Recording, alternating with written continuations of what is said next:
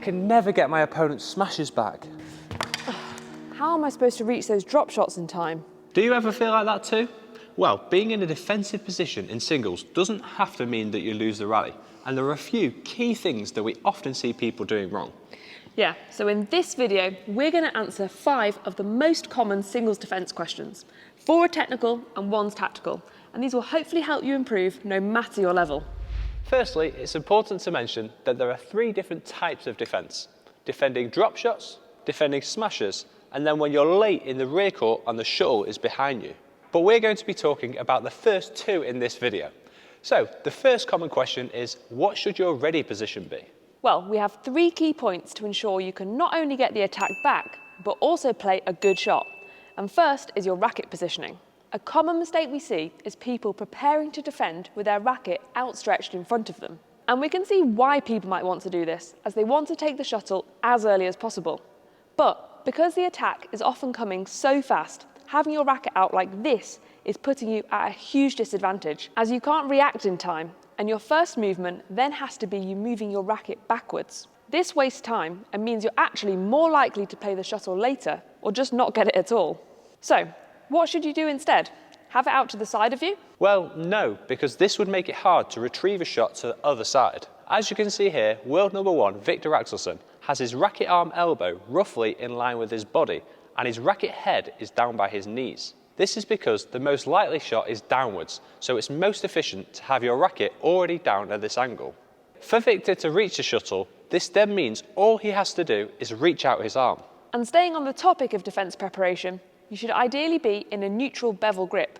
And similar to the racket positioning, this is to be as efficient as possible, because you don't have time to change between grips. For example, if you're stood in a completely forehand grip like this, and it goes to your backhand side, then it takes too long to switch to the correct grip, and you're then much more likely to make a mistake.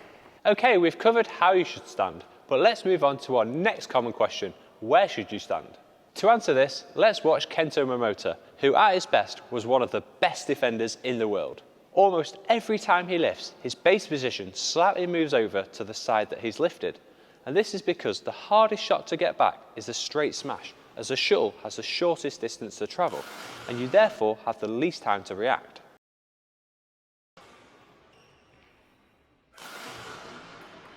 So hopefully that's debunked the myth that you need to return to the absolute centre of the court every time. It's also important to mention that your positioning will depend on 2 more things. 1 is the quality of your lift.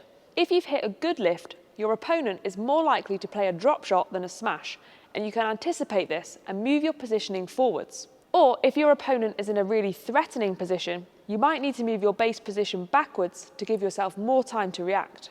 And 2 is knowing your opponent's favourite shots. If you know they love to play a round the head cross-court smash, then you might not move your base position to cover the straight, and instead have a more central position.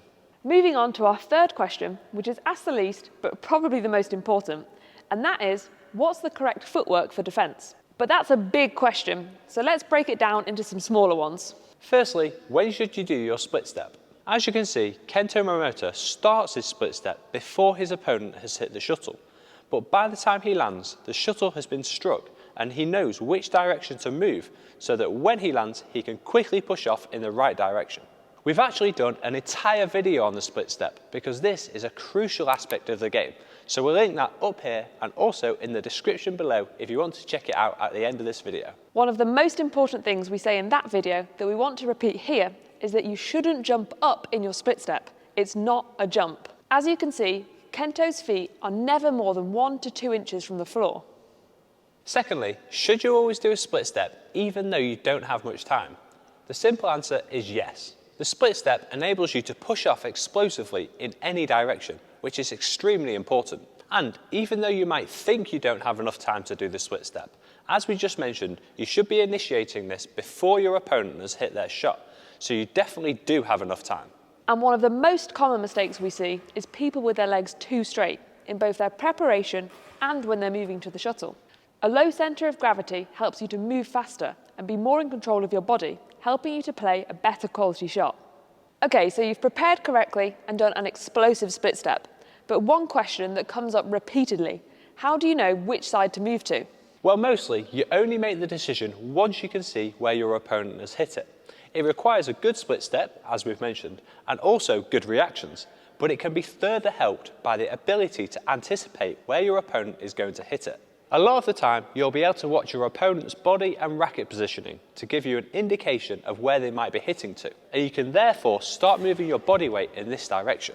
This, however, becomes much harder when you play against better players who can play multiple shots with the exact same technique. So it's all well and good to get to the shuttle, but there's not much point if you then play a rubbish shot. So our next common question is, how do you actually play high quality shots? Well, we have 4 tips for you. First is that, like you shouldn't do a jump in your split step, you also shouldn't jump out to the side of the court like this to reach the shuttle. Instead, you need to step or lunge, as this means you have more control of your body and therefore racket. Secondly, you don't want to lean too much so that your racket arm is really far away from your body. As you can see here, Victor's arm and leg move out at the same time and always stay a similar distance apart. This is helping his control and therefore shot quality. Our third tip is that your racket arm should be quite straight to maximise your reach, and then as you're striking the shuttle, it's not a big arm movement. Instead, you need to bend your wrist to be able to angle your strings upwards and hit the shuttle over the net. And the fourth tip is to not land your foot too early, as otherwise you might have to stretch to reach the shuttle, making you collapse your core and lose control of your shot. You want to land your foot just before you strike the shuttle. Now, we've not talked about what shots to play when defending in singles, as that's really a separate video on singles tactics. So if you want that video in the future, leave a racket emoji in the comments below. We do, however, want to give you 3 exercises to put these tips into practice to help you improve your defence. The first practice to get the technique right is throwdowns, and there are 3 progressions you can do. The first is focusing on one side, retrieving either drops or smashes, or both. You can then progress to alternate sides, and then random feeding. Next, you can do a 2 shuttle combination where you hit any shot to the rear court, such as a clear or flick serve, and then practice retrieving their drop shot or smash. Finally, you can do a more open routine where you're defending against 2 feeders, one at the back and one at the front. This is a very common exercise used by singles players to practice being under pressure and working on your shot quality and length, which is very important when defending. Like we said at the start of this video, having a good defence to withstand your opponent's attack is crucial. And if defending against attacks is important to you, you might also want to consider improving your defence against internet attacks by using Surfshark VPN, who are kindly sponsoring this video. Pretty smooth, eh? But in all seriousness, Surfshark VPN has so many amazing features that help protect you online, like encrypting your online data when you're on a public Wi-Fi, or website safety warnings to let you know if the website you're on has had any data breaches in the past. But one of our personal favourite features of Surfshark is the ability to travel the world in one click and change your virtual location. One of our favourite TV shows is The US Office, although we did start watching it over 2 years ago and we're still only on season 8. But when we're abroad, they often have different content on Netflix. So by connecting to Surfshark VPN, we can select the UK or USA and bam, we can now relax for 20 minutes and watch an episode of The Office. As some of you might know, we've been using Surfshark VPN for a long time. And if you want to get it for yourself, you can use our link in the description below and enter the code BadmintonInsight to get an extra 3 months for free.